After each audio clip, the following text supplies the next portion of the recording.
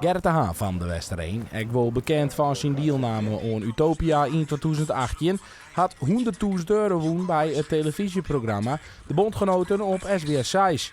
Voor hem een hele verrassing. Ja, geweldig, wat een verhaal net. Dat is, ja, en zo snel, 2 maanden. Ja, en wat is dan een ton? Ja, dat is heel veel yield, hè. Daar kijk mooie dingen mee aan. Dus dat yield komt wel, kijk wel goed gebruiken. Ja, ik ben erin gestapt, 2 maandjes en hup. Huppatee. En ik ben weer weg. Ik ben zo trots op je. Nou, mooi toch? Ja, Lukt je? geweldig, ja.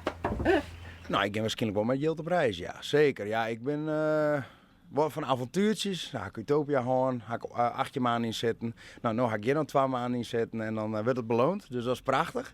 En met het yield, ja, daar gaat waarschijnlijk wel een reisje van maken worden. Maar ik probeer daar echt mijn yield uiteindelijk mee te verdienen. Dus zet ik nog een serieus doel, zit erop vast.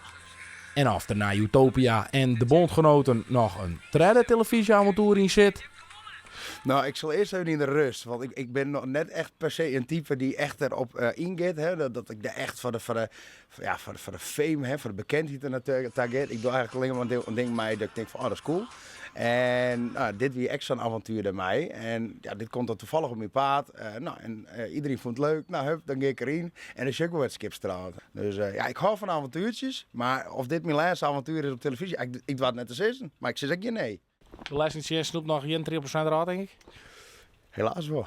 Ja, dat is dan wel minder. Maar ja, goed, dat is wat het leven is. Hè? De belasting is jet erbij. Ja.